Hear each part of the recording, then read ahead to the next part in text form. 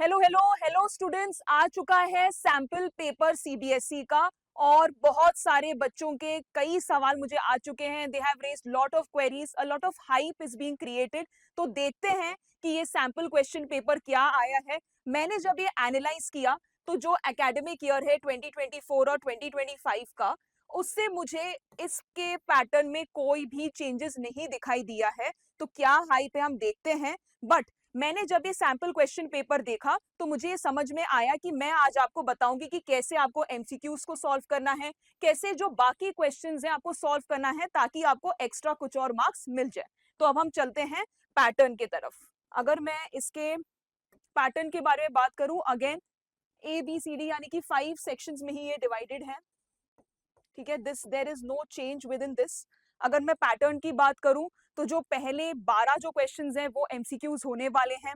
यहाँ पे आप देख सकते हो कि असर्शन रीजन का भी क्वेश्चन है, स्टेटमेंट बेस्ड क्वेश्चन भी है। ईयर का बहुत ज्यादा स्पेसिफिक यहाँ पे दिया गया, यानी कि ईयर कौन से इवेंट्स, इस चीज पे फोकस किया गया है। सेकंड फोकस यहाँ पे किया गया है क्रोनोलॉजी में इवेंट्स को प्लेस करने के बारे में। ठीक है, तो जब भी आप किसी भी चैप्टर को पढ़ें, ध्यान में रखिए कि that you need to also know the chronology. And chronology कभी कभार they can even mix the topics, mix the chapters as well.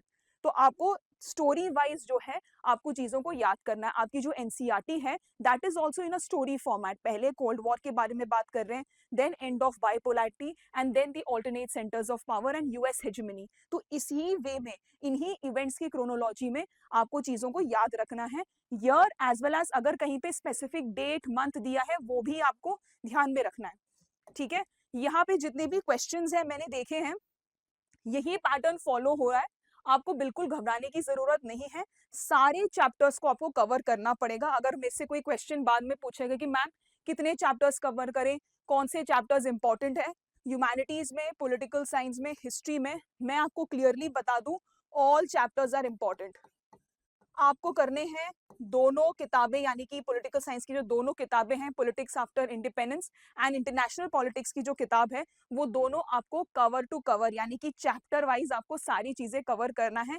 And में मेरे पास मत आना पूछने के लिए कि कौन से इंपॉर्टेंट चैप्टर्स हैं और कौन से हम छोड़ सकते हैं। ठीक है, सारे क्वेश्चंस इंपॉर्टेंट है। 2 मार्कर्स के क्वेश्चंस हैं, 4 मार्कर के क्वेश्चंस हैं। यहाँ पे आप देख सकते हो इमेज बेस्ड क्वेश्चन है। तो ऐसे इमेज बेस्ड क्वेश्चन पहले भी पूछे गए हैं। इसका क्या मतलब है कि कार्टून्स भी हो, इमेजेस भी हो, मैप्स भी हो विद इन द एनसीईआरटी, और एनसीईआरटी में से ही पूछते हैं। They are not referring to any guide or anything. तो इसका ये मतलब है कि एनसीईआरटी का जितना भी मैटर है, एनसीईआरटी का जितना कंटेंट है, बोर्ड एग्जाम के लिए आपको सिर्फ केवल और केवल उसी चीज पे फोकस करना है। ठीक है, तो आप मुझे बताइए कमेंट सेक्शन में कि क्या मुझे कोई एक सीरीज निकालना चाहिए या फिर नोट्स निकालने चाहिए where I am giving you interpretations of such cartoons and images as well. And also क्या आप एक सेपरेट सेक्शन चाहते हो जहां पे मैं आपको मैप्स एक साथ रिवाइज करा दूं। ओके, तो मुझे आप कमेंट सेक्शन में बताइए। अगर मेरे पास ज्यादा कमेंट्स आए तो then I am going to take another series where I am going to cover images, cartoons and as well as maps as well of political science.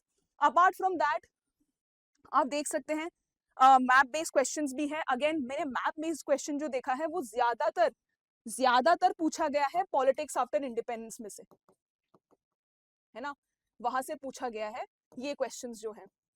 ज्यादातर जो है लीडर्स की क्या क्या लोकेशन रही है, कहाँ से वो इलेक्शंस में खड़े रहे हैं, वैसे क्वेश्चंस जो हैं वो ज्यादातर पूछ रहे हैं। लास्ट ईयर भी ऐसे क्वेश्चंस था और इस साल भी उन्होंने इसी पर्टिकुलर तरीके का मैप आपको दिया है। उसके अलावा 6 मार्कर्स क्वेश्चन है। 6 मार्कर क्वेश्चंस में I am going to again से कि ऑलवेज फोकस, अगर आप इसका मार्किंग स्कीम भी देखेंगे, जो सैंपल पेपर यानी कि जो सैंपल आंसर्स भी दिए हैं along with the questions, NCERT उसमें भी जो है इंट्रोडक्शन, बॉडी और कंक्लूजन का फॉर्मेट फॉलो करता ही करता है। ठीक है, और यहाँ पे आपको भी जो है इंट्रोडक्शन और कंक्लूजन डेफिनेटली ऐड करना है। और हो सकता है कुछ ऐसे क्वेश्चंस होंगे जहां पे आप डायग्राम्स और फ्लोर चार्ट्स का भी इस्तेमाल कर सकते हो। ठीक है, humanities paper is all about presentation, how well you can write an answer and how well you can present your ideas. तो आइडियाज को प्रेजेंट करने का सबसे बेस्ट फॉर्मेट है यूज डायग्राम्स और यूज फ्लो चार्ट्स। ठीक है, आगे I am going to take a separate session जहां पे स्पेशली बोर्ड एग्जाम्स के लिए I am going to teach you कि आंसर राइटिंग आपको ह्यूमैनिटीज में कैसे करना है। I am going to solve some questions with you, तो वहां पे मैं आपको ये सिखाऊंगी कि कैसे आपको क्वेश्चंस या फिर आंसर्स को जो है स्ट्रक्चर करना चाहिए, जिससे आप मैक्सिमम मार्क्स लेके आ सकते हो, पूरे के पूरे नंबर मिल सकते हैं 4 मार्क्स और 6 मार्क का क्वेश्चंस में। ठीक है, तो ये है पॉलिटिकल साइंस के बारे में। एज आई मेंशन कोई चेंज नहीं है, 1 मार्कर क्वेश्चंस है, एमसीक्यूज हैं, 12 क्वेश्चंस हैं, 2 markers, 4 markers, map, picture based questions भी है, पैसेज बेस्ड क्वेश्चंस भी है, and as well as 6 marker questions हैं। इसमें जो मुझे जो चीजें इंपॉर्टेंट लगी है, सबसे पहले एमसीक्यू के अगर आप क्वेश्चंस को देखेंगे, अगर आपको नॉलेज नहीं है उस पर्टिकुलर चीज के बारे में, आप भूल गए हैं, 4 ऑप्शंस आपको काफी कंफ्यूजिंग लग रहे हैं, you can adopt a method called as elimination trick और elimination method, and this should be a last resort, यानी कि आपको सबसे आखिरी में, अगर आप नॉलेज आपको नहीं है उस चीज की, अगर आप भूल गए हो, अगर आपको बिल्कुल भी उस चीज का आइडिया नहीं है, and you have to attempt the question also, तो उस सिचुएशन में आप ये एलिमिनेशन टेक्निक को इस्तेमाल कर सकते हो। यहाँ पे एक क्वेश्चन मैंने देखा था, आई गेस वो लास्ट ईयर वाले में था, तो वहां पे ये एलिमिनेशन ट्रिक इजीली इस्तेमाल हो रही थी। Even in this question also elimination trick आराम से इस्तेमाल हो सकती है। क्वेश्चन है, identify the group of countries that had been part of Soviet Union before its disintegration. तो ये जो है हमने कंट्रीज पढ़े हैं, अगर आप फॉर एग्जाम्पल केयरफुली देखेंगे, कंट्रीज दिया है नॉर्वे, यहाँ पे भी सी ऑप्शन में देखिए नॉर्वे दिया हुआ है, डी ऑप्शन में भी देखिए नॉर्वे दिया हुआ है। अब ये जो 2 कंट्रीज हैं, अगर आपको याद होगा, हमने जब मैप बेस्ड देखा था, हमने जब मैप में कलर में देखा था, first world, second world, third world, तो नॉर्वे को हमने क्या देखा था, नॉर्वे एक ऐसी कंट्री थी कोल्ड वॉर के टाइम पीरियड में जो कि दोनों अलायंसेस में नहीं आती थी, दे वर बेसिकली न्यूट्रल कंट्रीज। ठीक है, हाल फिलहाल में ही नॉर्वे ने जो है नेटो को ज्वाइन किया था, तो उस वे में भी हो सकता है, करंट अफेयर्स के बेसिस में भी उन्होंने नॉर्वे यहाँ पे मेंशन किया, तो नॉर्वे पहले कोई भी अलायंसेस का पार्ट नहीं था। ठीक है, तो इस वे में जो है आपको ऐसे चीजों को एलिमिनेट करते हुए चलना है। तो कंट्रीज अगर आपको याद नहीं भी है, अगर आपको ये भी चीजें याद है, कुछ और इन्फॉर्मेशन अगर आपको याद है, तो दूसरे इन्फॉर्मेशन, दूसरे चैप्टर्स के इन्फॉर्मेशन को लेके you will have to then solve these kinds of MCQs। ऐसे बहुत सारे और एग्जाम्पल्स हैं। यहाँ पे दिया है assertion reason statement।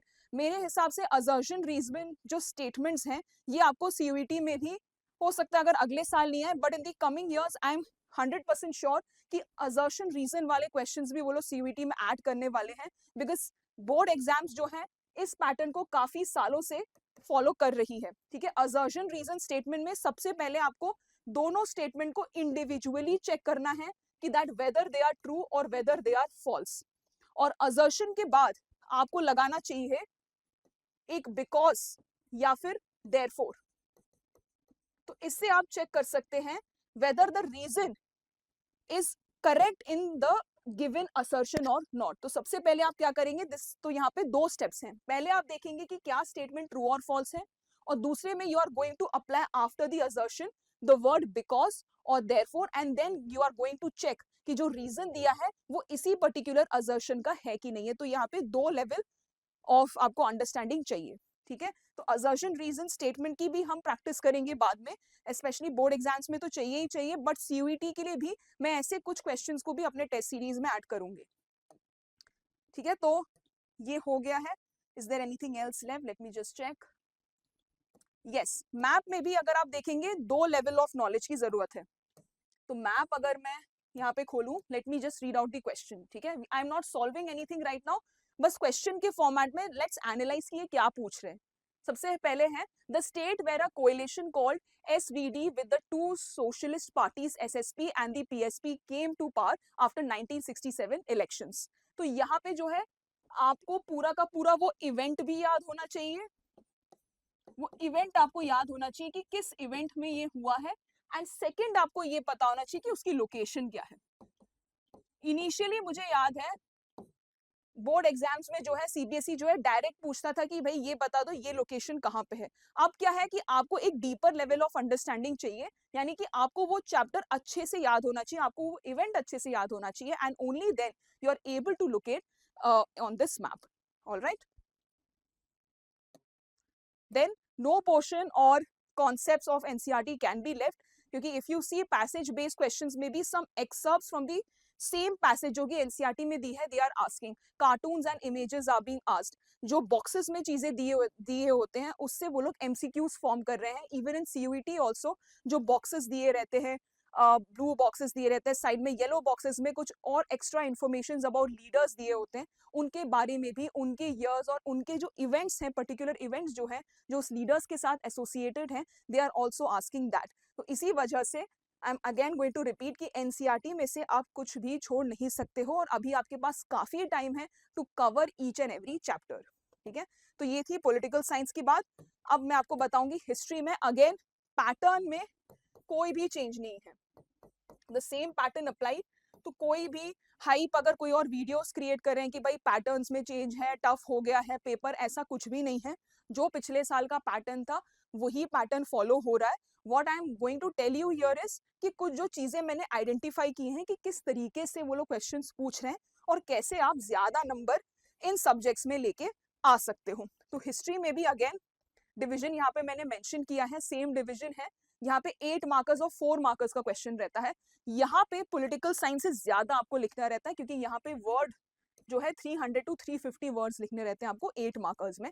Again 8 markers और 4 मार्कर्स में याद रखिए introduction, body and conclusion, diagrams और फ्लो चार्ट का यहाँ पे भी इस्तेमाल कर सकते हो। You will get extra marks.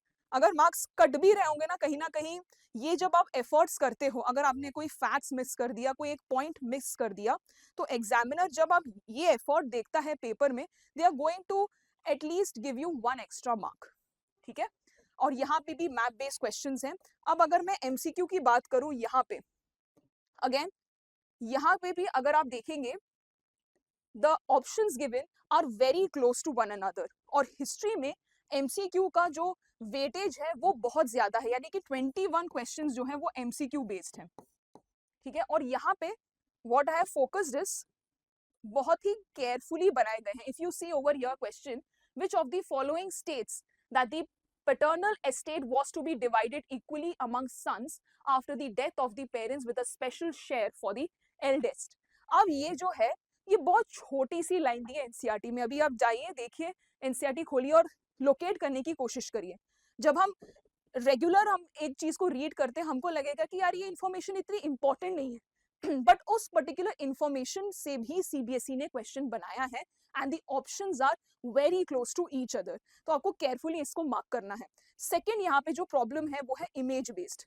अगर आप इमेजेस देखेंगे हिस्ट्री में बहुत डिफिकल्ट होता है आइडेंटिफाई करना कि भाई कौन से चैप्टर का है, क्या स्टोरी वो डिपिक्ट कर रहे हैं। बट यहाँ पे they are asking these type of questions as well. तो ये तो सैम्पल पेपर है, तो आगे बोर्ड एग्जाम में भी आई एम गेसिंग कि इससे थोड़ा और वो डिफिकल्टी लेवल बढ़ा सकते हैं। हाफ ईयर के लिए हो सकता है कि आपको इतना इंफॉर्मेशन काफी हो, बट बोर्ड एग्जाम में जब आप फाइनल एग्जाम में बैठेंगे तब आपको इमेजेस की भी अच्छी अंडरस्टैंडिंग होनी चाहिए। तो इमेजेस के नीचे भी जो डिस्क्रिप्शन दिया रहता है उसको भी आपको केयरफुली रीड करना है। ओके, तो ये था हिस्ट्री की बात।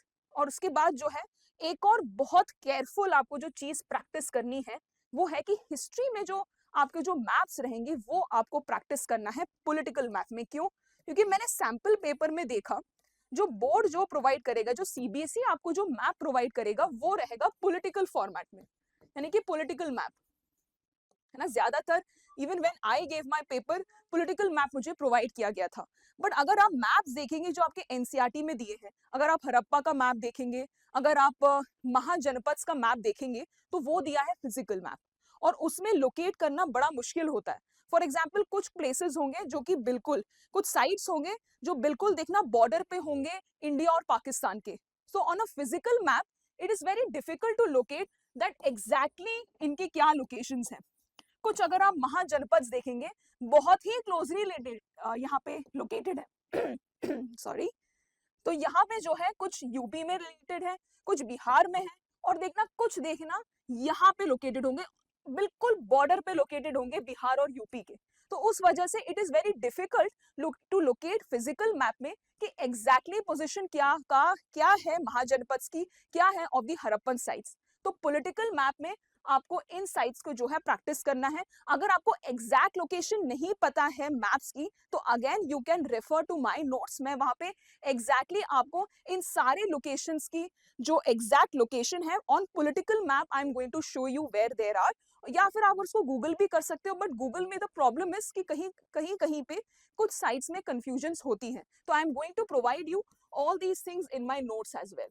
All right, so you can refer my notes for maps as well, especially political map में the locations of the sites or the maps which is given in our history textbook. ठीक है, तो हमारे पास finally what are the things which we need to now taken into consideration after seeing this sample paper. First of all, pattern में कोई change नहीं है, आपको ये hype सुनने की बिल्कुल भी जरूरत नहीं है जो भी बाकी वीडियोस या फिर बाकी जगह पे आप सुन रहे हो। The things which I feel it is important for humanities paper है, सबसे पहले कि आप सुपरफिशियल लर्निंग नहीं चलेगी, रोट लर्निंग बिल्कुल नहीं चलेगी कि हर टॉपिक में से जो है 3-4 पॉइंट्स को याद कर लिया और हो गया। बिकॉज आप देखेंगे अगर ह्यूमैनिटीज में जो है अब पॉलिटिकल साइंस में 12 क्वेश्चन आपको एमसीक्यूज हैं और 21 क्वेश्चंस जो है आपको हिस्ट्री में से एमसीक्यू दिया जा रहा है। तो आपको सब्जेक्टिव और ऑब्जेक्टिव दोनों तरीके की नॉलेज चाहिए in order to attempt any of these papers. तो अगर आपको लग रहा है कि आप पेज भर दोगे, होता है ना कि humanities is equal to filling of the pages, यहाँ पे नहीं चलेगा। हो सकता है कि आपको आंसर राइटिंग में थोड़े बहुत नंबर भी मिल जाए, बट यहाँ पे जब आप ऑब्जेक्टिव क्वेश्चंस को आंसर करेंगे, यहाँ पे आपके नंबर कट जाएंगे। एंड 21 मार्क्स एंड 12 मार्क्स जो है ये दोनों ही बहुत ज्यादा वेटेज रखते हैं in political science as well as in history paper. ठीक है, तो humanities is not equals to filling of the pages, और सुपरफिशियल लर्निंग नहीं चलेगी, रोट लर्निंग नहीं चलेगी, और आपको जो है वेराइटी लेकर आने पड़ेंगे अपने नोट्स में। Why? Because you have to now focus on objective as well as subjective way of answering the questions. ठीक है, तो अभी आपको जो फोकस करना चाहिए है ना, अभी आपको एटलीस्ट अगस्त से लेकर एटलीस्ट आई विल से नवंबर तक फोकस करना चाहिए कि आपकी जो सब्जेक्टिव नॉलेज है इसको आप कॉन्कर कर लो इजीली। ठीक है, अभी आपके हाफ ईयरली एग्जाम्स आने वाले हैं, कुछ स्कूल्स में हो सकता है कि हाफ ईयरली एग्जाम्स अभी चल रहे होंगे, तो आपके ऑलरेडी कुछ चैप्टर्स कवर हो चुके हैं। ठीक है, तो उसमें you must have focused on subjective reasoning, subjective knowledge पे आपने फोकस करने की कोशिश की होगी। नोट्स आपने जो है लेंदी बनाए होंगे, यहाँ पे आपको थोड़े से लेंदी नोट्स चाहिए, बट एमसीक्यूज के लिए याद रखिए कि आपको फोकस करना है इवेंट्स पे, ईयर पे एंड क्रोनोलॉजी पे। ठीक है, तो ये दोनों तरीके के नोट्स आपके रेडी होने चाहिए, और ये जो ऑब्जेक्टिव नोट्स है this is finally going to also be helpful for you in your CUET paper as well. ठीक है, तो इन चीजों का आपको याद रखना है, otherwise there is nothing special about the sample paper, everything as usual only is present, pattern बिल्कुल सेम टू सेम है। बट मैंने आपको बता दिया है कि किन किन चीजों पे अब जो आगे आने वाले बच्चे हैं, आगे आने वाले जो स्टूडेंट्स हैं appearing for CUET as well as for the board exams, आपको किन चीजों का ध्यान रखना है। ठीक है, तो अब हम मिलेंगे अगले वीडियो में अगले एक इंटरेस्टिंग टॉपिक के साथ। Till then take care.